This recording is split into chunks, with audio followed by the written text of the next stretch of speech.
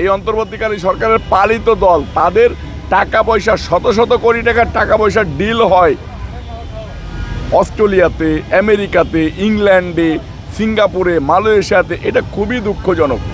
আপনারা দেখেছেন যে আগে স্বৈরাচার হাসিনা একজন ভালো ক্রিকেটার যদি বাংলাদেশে জন্ম হতো, একদম ছোটো বয়সে তারা একটা ফ্ল্যাট দিয়ে দিত, একটা গাড়ি দিয়ে দিত, একটা প্লট দিয়ে দিত।